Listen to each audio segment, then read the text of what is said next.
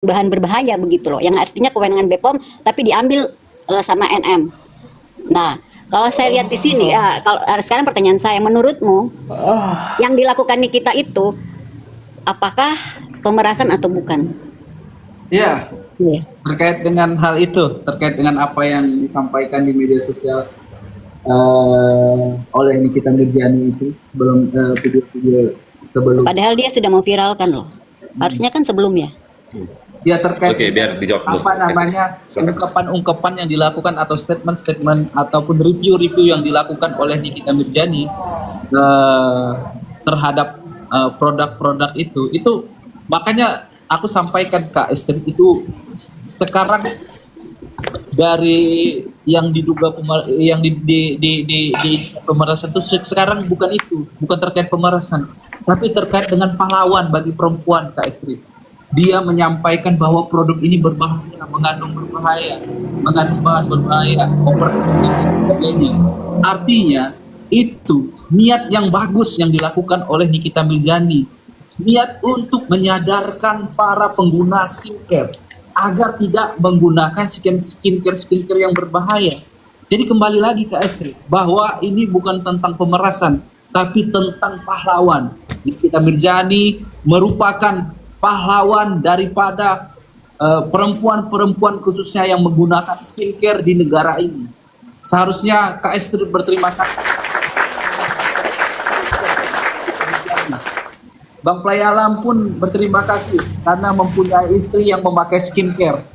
Karena dengan dengan apa yang disampaikan Nikita Mirjani itu memberikan edukasi yang sangat luar biasa terhadap masyarakat di negeri ini. Kurang lebih seperti itu.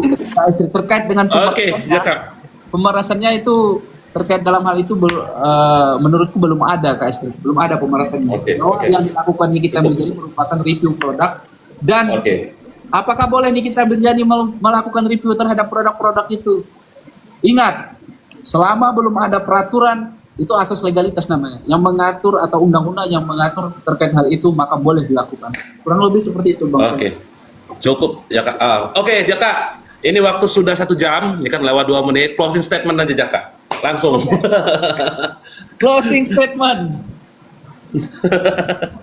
Jadi kesimpulan dari apa yang telah saya sampaikan, bahwa Nikita Mirjani merupakan perempuan yang sangat luar biasa bagi keluarganya, bagi anak-anaknya, bahkan bagi perempuan-perempuan yang ada di Indonesia ini. Maka tadi saya ulangi, saya mengulang bahwa Nikita Mirjani layak dikatakan sebagai pahlawan bagi perempuan yang menggunakan skincare. Karena berkat Nikita Mirjani, kita mengetahui bahwa produk-produk yang digunakan oleh mafia-mafia skincare ini mengandung bahan-bahan yang berbahaya, bahkan overclaim seperti yang pernah didalilkan oleh Bang Deddy, menyatakan bahwa produk-produk itu mengandung bahan-bahan yang berbahaya. Ya, artinya daripada itu hakim harus melihat hal dari sisi itu.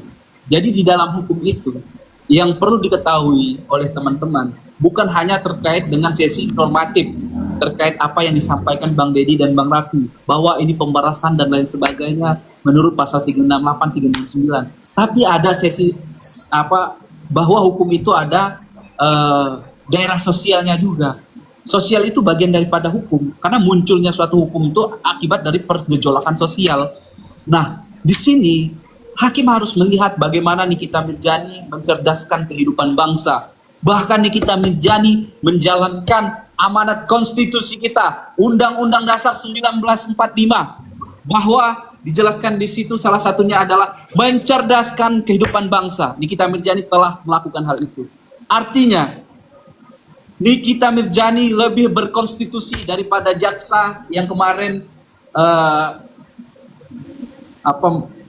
memvideokan Nikita Mirjani. Nah, yang lebih menjalankan konstitusi itu adalah Nikita Mirjani. Hakim harus mengetahui itu. Hakim harus melihat itu. Jangan sampai hakim tidak melihat hal-hal yang seperti itu. Ingat, lagi ada khusus asas hukum yang mengatakan kurang lebih seperti ini bahasa Indonesia.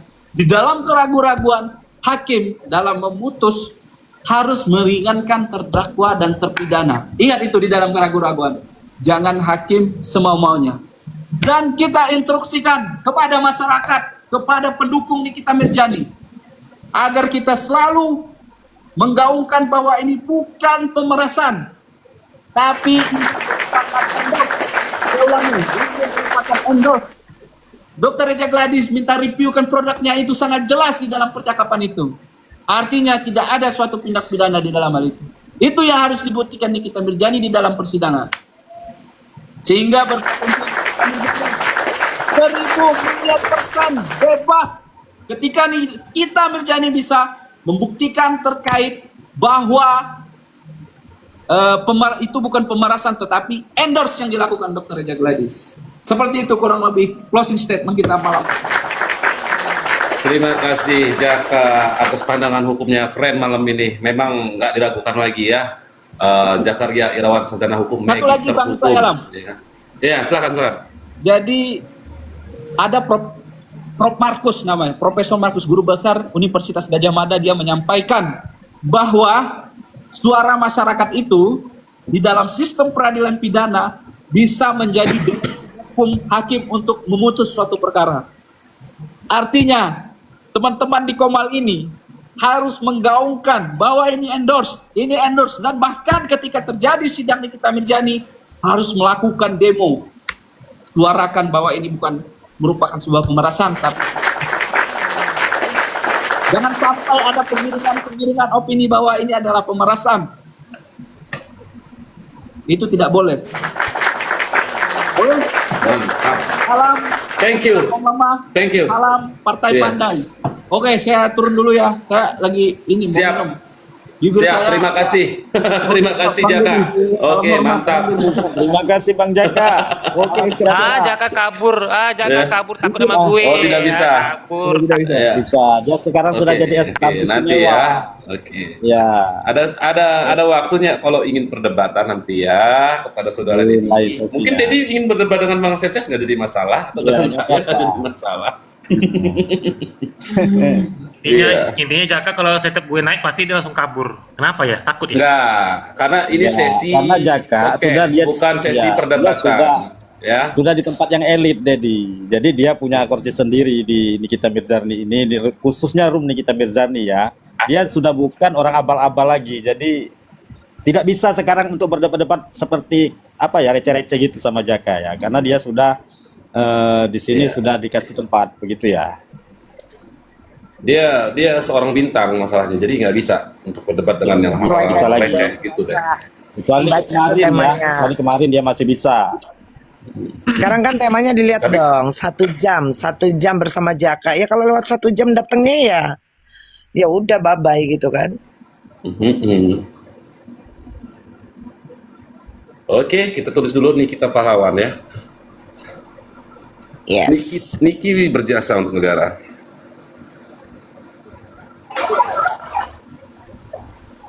Hai Dedi. Dedi, demen banget di room kita ya.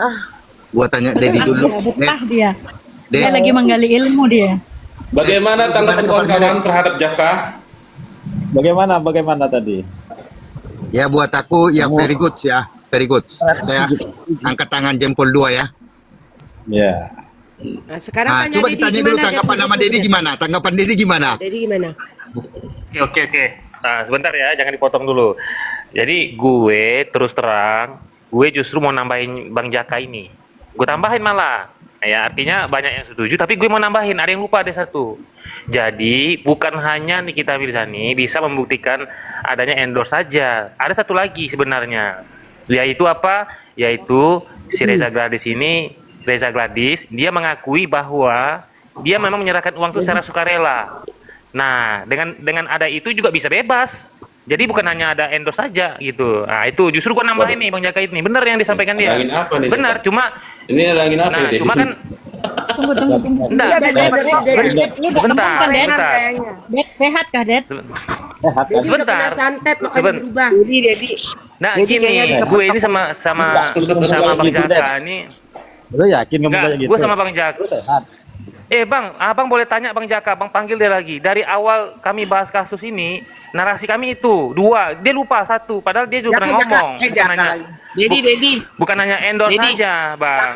Iya, iya, iya. Tapi harus Tunggu dulu, Pensami. Tunggu dulu, Pensami, biar Dedi dulu ngomong ya. Oke, lanjut, Ded. Ya, Bang Jaka tuh lupa, Bang. Dia tuh ada 2 hal yang bisa menyelamatkan Nikita Mirzani. 1, endorsement betul. Ada minimal 1 pucuk surat lah. Udah, kalau memang bisa dibuktikan itu selesai itu masalah ini. Atau kedua, bisa dibuktikan, ada pengakuan ataupun bisa dibuktikan memang uang ini sukarela diberikan. Paham nggak kalian sukarela? Nah, tadi dia lupa nyampaikan itu. Gue ingatkan. Jadi bagi gue malam ini Bang Jaka itu narasinya sebenarnya normatif, memang betul. Itu memang betul semua. Jadi kemarin itu kenapa kita nggak bisa bela, Bang? Karena kita menunggu adanya yang seperti Bang Jaka sampaikan tadi. Kemarin kan pernah Bang Fahmi atau Nikita kalau nggak salah pernah menyatakan nanti akan dibongkar di sidang katanya kan. Mereka akan bongkar-bongkaran, gue pikir akan menunjukkan ke arah sana. Nah, makanya sampai hari ini kita masih menunggu apakah nanti ketika pemeriksaan terdakwa ada keluar tuh barang atau bisa dibuktikan itu kesukarelaan. Bener nggak gue bilang? Nah, jadi gue hanya menambahkan yang Bang Jaka sampaikan aja. Nah, bisa nggak kalau bisa dibuktikan seperti Bang Jaka sampaikan, itu pasti bisa bebas. Tadi kan dia ngomong itu, gue setuju. Itu aja, Bang. Ya. Terus masalahnya sama lu apa, Ded? Ya nggak ada masalah. Kita kan nggak ada masalah di sini, gitu loh. Jadi gini, Ded. Gini, Ded. Aku Cuma mau buat kasih ini ya, Ded. 1 kata buat lo, Der. Cuma 1 kata buat lo. Tahu nggak? Jadi mau tahu nggak? Apa? I don't believe you. Yes. Me too. Neither do I. Nah, gini, gue bongkar sedikit ya. Kita serah kalian mau percaya apa enggak. Terus terang aja. Karena Jaka terlalu itu, mendadak lu, udah terlalu mendadak. aduh, makanya gimana ya? Gue bukannya mau mengasut atau apa ya. Tapi Coba, memang coba, yang coba. disampaikan dia tuh betul. Coba sampaikan dulu, Ded. Bang. Yang secara jujur, Ya Ded. udah. Oke. Ya, makanya kalau kalian nggak percaya, maupun Bang Rapi sama juga tuh, bahkan terkait mafia skincare, ingat nggak kalian omongan Jaka dan omongan aku juga dan Bang Rapi juga, kalau memang ada bukti Reza ini bersalah, dia mafia, ingat nggak kalian? Ini jujur-jujur aja nih, Ya, laporkan, oke, kita ya, teriakkan. Nah, itu juga itu narasi kami dan Udah gini, kau yang bawa spanduk ya. Spanduk kita demo, kau bawa spanduk ya. Kau yang bawa benar spanduk kan? ya. Nah, benar kan? Lanjut Bang Dedi, Cuma, lanjut. nah, itu gua nggak bohong. Jadi itu juga narasi yang dari awal. Ini direkam kan Makanya tadi ya. Ini masuk rekaman lu, Ded. Lu ngomong tadi itu, Ded. Astaga. Sekarang gini, salah nggak Sekali di ketika depannya gue Bang ngomong? Sebentar, salah nggak ada yang salah nggak narasi ketika gue ngomong gini statement? Kalau ada Reza Gladys itu terbukti produknya bermasalah dan dia melanggar hukum Indonesia, kita harus laporkan dan memang harus dia dituntut secara hukum. Salah nggak gue ngomong kayak gitu? Ya lu aja yang ngelaporin. Ya kenapa susah banget, Dedi? Kau kan Ya, sebagai satu wakil tadi lo Ini- mengatakan bahwa Nikita ada yang Mirzani itu ngelaporin. bisa Sekarang gini, bebas Nah, karena kedua, pengakuan Sehingga Dedi, PBB, sebentar Dedi ya.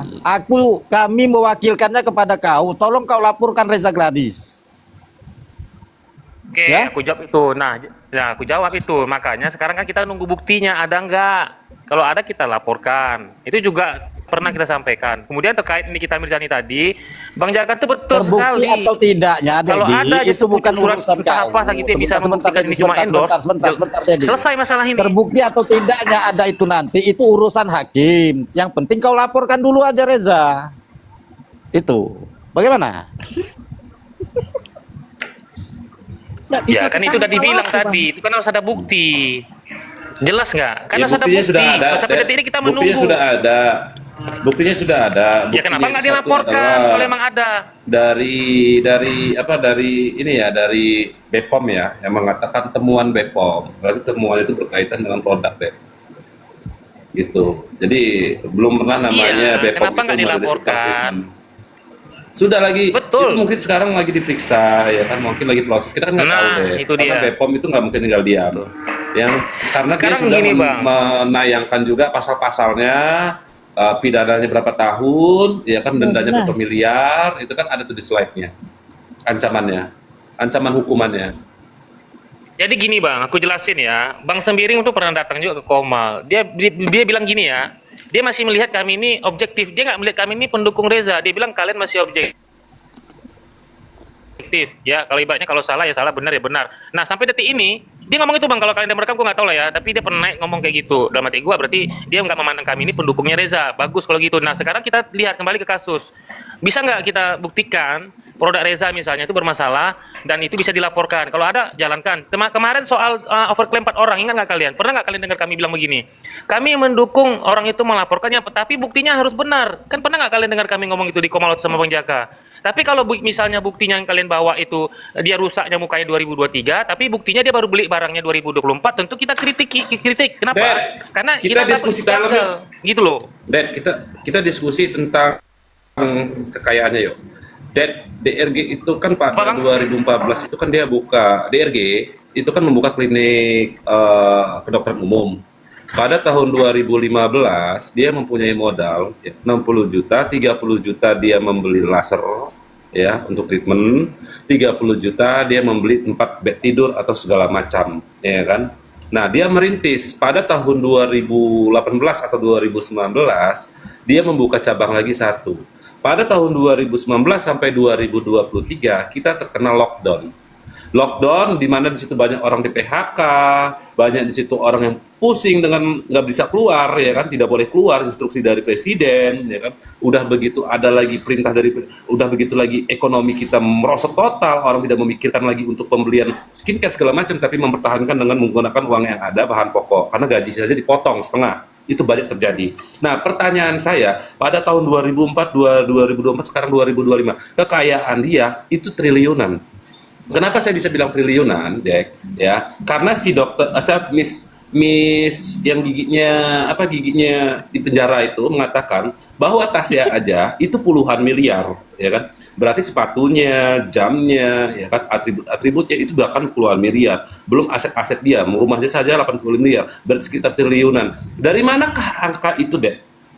Duit itu, Dek. Sedangkan dia kehidupan dulu 2015 itu susah gitu. Kok secepat ini? Coba Dedi jelaskan pada saya. 2012 2000 berapa dia susah, Bang?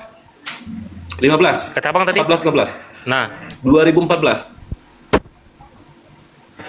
Oke, 2014 2015 betul. Terus Abang tahu nggak dia ada berapa tahun merintis skincare? Merintis skincare ini Glavit Siadi. 2015, 2016, 17, 18. Tahu nggak, 3 tahun ya, 3 tahun ya untuk klinik ya. Habis itu 2019 kita memasuki lockdown. Lockdown itu sebenarnya parah. Mungkin Dedi merasakan juga kan bagaimana kita terkena dampak dari pandemi ya kan. 2019, 2020, 2021, 2022, 2023 Presiden Jokowi bulan 11 menyatakan kita bebas dari pandemi. Taruhlah 2022 kita kembali normal. Kecuali dia pemilik salah satu adalah untuk ngetes COVID ya. Saya rasa berduit ya di situ, gitu kan. Nah, pertanyaan saya, belajar berhitung, Den. Lu belajar berhitung, iya, Den. pertanyaan saya, dari manakah kekayaannya, ya kan? Begitu banyak, sampai triliunan, ya kan? Karena saya melihat dari tasnya aja itu sampai puluhan miliar, kata Miss Gigi penjara.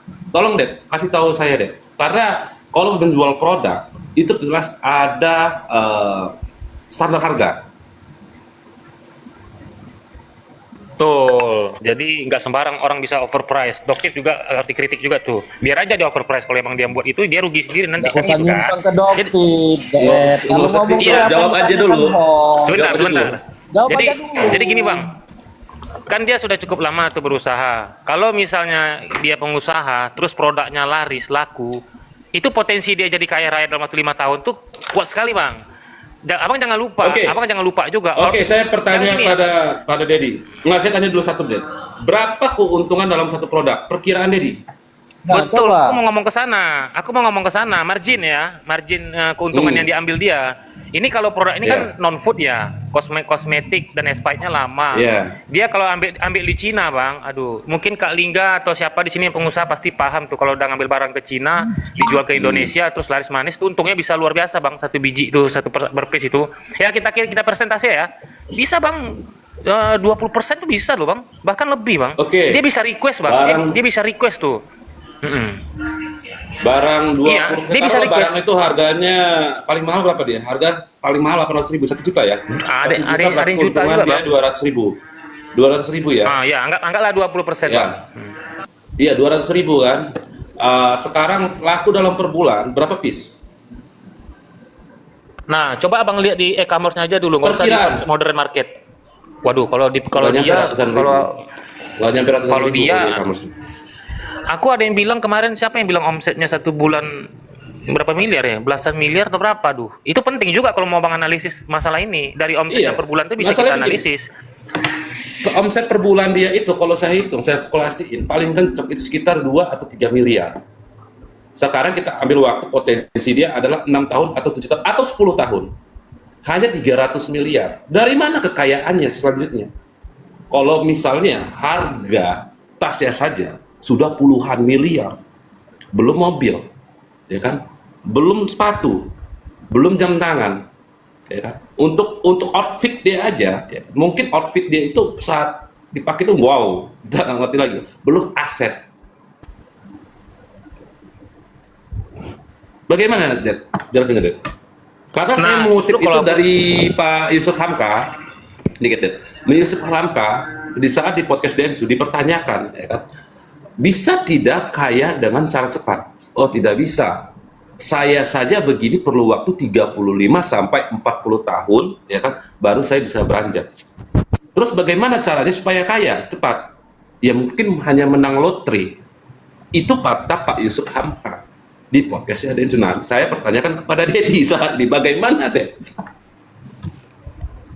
Gini bang, aku justru dengar omsetnya bukan segitu bang, 2-3 miliar tuh kecil kali bang, nggak segitu. Omsetnya puluhan miliar bang sebulan dia tuh, kemarin kan 2-3 miliar bang, itu dijual di toko aja udah segitu dia.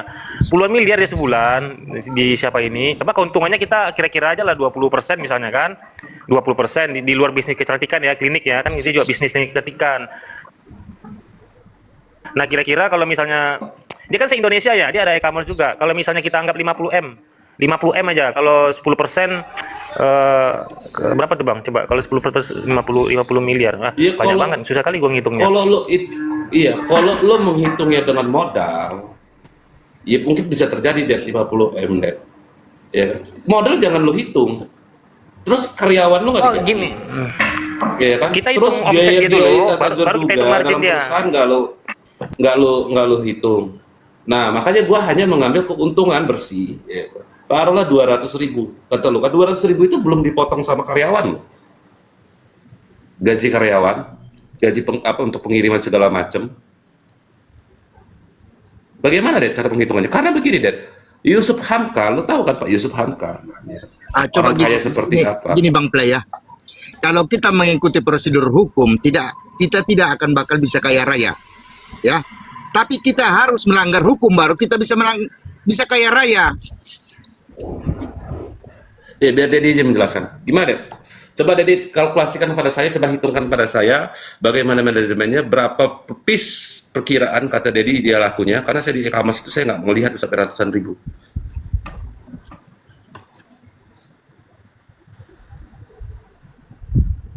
Jadi kau nggak usah baca-baca di bawah, typing. Sibuk dia balesin di tapping. Iya, nggak usah typing. Jawab dulu, jawab. Biar fokus jawabanmu tuh biar biar bisa kita tangkap. Biar tak buyar pemikiranmu. Jadi fokus jawab aja. Kakak Setia boleh diganti sama Bang Erdelo. Kakak Setia. Kalau misalnya Dedi ya kami ganti dengan Erdelau ya. Jangan Bang, jangan, biar aja Dedi di situ. Siapa yang turun? Nggak apa-apa, biarin lah. Ayo, mana Bang Erdi? Nain Bang. Nggak apa-apa Dedi di situ. Ini siapa yang turun? Enggak. Dia berani nggak diaudit? Malam, Bang Erdi. Makanya gua tantang, ya kan gua tantang dia berani nggak untuk diaudit kekayaannya. Selesai. Jadi jangan ngomong. Nggak mau bahas itu host. Cuman saya aneh, kan saya kenal Dedi lama, kenal Bang Os juga lama. Kemarin ada yang typing 15 juta itu kayak mana ceritanya? Jadi simpang siur, saya pingin penjelasan kok Dedi nerima uang 15 juta dari siapa, coba jelasin ke saya. Jangan sampai jadi fitnah gitu. Oh gitu. Enggak, kalau kemarin kan ada yang DM juga. Bang, abang emang nggak ngerti yang 15 juta? Nggak ngerti saya, nggak ngerti yang gitu-gituan. Emang kenapa? Katanya Dedi dibayar 15 juta. Oh, pantesan posting tiap hari nggak pernah libur, saya bilang. Ya mungkin karena dapat motivasi dari situ, tapi saya juga cross check dulu, jangan sampai sahabat kita ini korban dari fitnah, kan begitu. Kan fitnah itu lebih kejam dari pembunuhan. Tapi seandainya iya, ya saya kenapa sih Bang R stiker sama saya nggak kebagian gitu loh, itu aja intinya. Ada cepet nggak gitu dong bang? Lihat ada cepet Enggak nggak lah, gitu? mestinya kalau ada yang dapat duit kan gitu. Katanya kubu sebelah yang suka on itu kan dibagi-bagi duit gitu loh. Oh, saya nggak kebagian, saya serang balik gitu loh, maksudnya gitu loh. Oh, kok Dedi Loh, turun turun kabur. Lah kemana Dedi? Dia kalau Dia ditanya masih gitu, ini bang, masih cross check dulu dia. Dia suruh ngitung blunder kalau suruh ngitung. Pusing dia ngitung. nganggu lah. Kalau iya pun kita nggak masalah, Ded.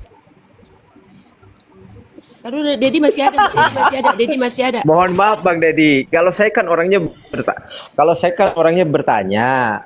Saya kan bela Bang Dedi juga, jangan sampai apa yang disampaikan kepada saya itu menjadi fitnah.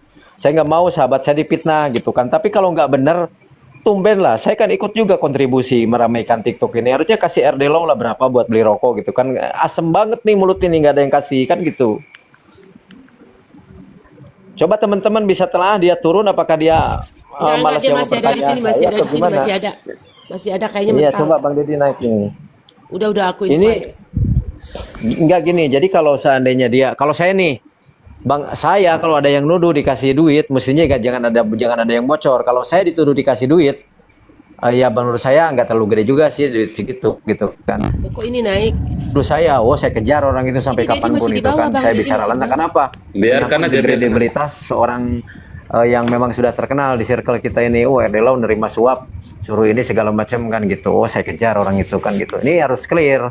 Jangan sampai nanti orang DM, orang saya aja nggak tahu kok DM ke saya, Bang. Tahu nggak Dedi dikasih duit 15 juta? Uang apa? Saya bilang kalau orang ngasih ya sah saja ngasih kan gitu. Tapi kalau ada sesuatu hal yang memang untuk memframing, untuk menggiring gitu kan, itu yang akan saya pertanyakan gitu loh. Siapa yang dikasih duit? Pura-pura kan. Yang dikasih duit siapa Bang RD? Mak, saya kan dapat informasi. Saya nggak ini ya, nggak bilang siapa orangnya di sini, nggak etis. Katanya sahabat kita itu mendapatkan uang 15 juta untuk Siapa terus sahabatmu? menyuarakan tentang kasus ini, membela RG kan gitu. Wah, Sahabatmu fitnah, siapa, saya Kak? bilang Dedi itu sahabat saya. Kalau Oh, saya dia. saya siap bantu Dedi gitu loh. Kalau orang yang ngomong ini nggak tanggung jawab. Tapi baru Berapa perdana itu, saya Mak? malam ini mempertanyakan ada Dedi, Si ada nama itu. kawan-kawan gitu kan. Cuman Bang Dedinya turun nggak sempat menjelaskan gitu, Mak. Mak, suara apa itu, Bang, Mak? Wah, aku denger itu. Bang RD. Bang, malam Ya. Minggu malam Senin 1 jam ya, Malam, lu Bang. ya, narasumber ya. Fly, tolong dong narasumbernya yang bener gitu loh. Narasumber kok setengah-setengah jadi. Pusing gua dengernya tadi. Mak marah-marah aja. Si Mak. Fly ini kadang suka kumat Jangan deh. marah-marah. Orang-orang begitu dikasih panggung. Jangan marah-marah mulu, Mak. Loh, Ntar asam nggak lambung naik. apa-apa. Jadi 1 jam jadi kan pandangan itu kan berbeda-beda. Ada orang pandang begini, loh. Bukan Jadi masalah biarkan pandangan saja. sayang. Boleh yang berbeda itu benar pasti, tapi tolong yang berbobot gitu loh. Jangan sampai dengan jasnya yang mantap itu isinya ya kita tahu lah sudahlah ya. Daripada pusing kepala dengarkan dia berargumen gitu kan. Nah, Tapi itu kalau menurut- kau naikkan kalau tadi menurut Bang. Bukan itu, bukan si Dedi kan yang tadi. itu kan telat Bukan datangnya. yang pakai jas tadi yang pertama lu Kalau naikin. bicara memang begitu. Tapi kalau menurut Iya. Emak nih, saya ini kalau diundang 1 jam cocok nggak, Mak? Kalau aku cocok bilang ya. gini ya, kalau kamu kan Ya, saya siapkan membahas materinya. itu dari sisi hukum ya, walaupun terkadang orang menganggap kamu itu kayaknya seperti membela Nikita, tapi aku sih berprinsipal gini, sekalipun kamu membela RG silakan, nggak ada yang melarang, tapi yang memang harus kamu pahamin itu adalah yang by data dan fakta, jangan hanya asal katanya bikin blunder, bikin opini gitu loh. Kita bahas aja nggak masalah kok. Apa yang salah mau dibahas? Gak ada. Yang kita bahas itu bukan personality orangnya ya, tapi yang kita bahas adalah bagaimana status hukumnya. Itu yang kita bahas, itu yang perlu pertama kita bahas gitu loh. Ya, setuju. Nah. Makanya saya akan siapkan materinya. Jadi teman-teman, kalau saya nanti jadi narasumber, Saya kan narasumber sebagai seorang advokat, maka saya harus equal. Jangan sampai nanti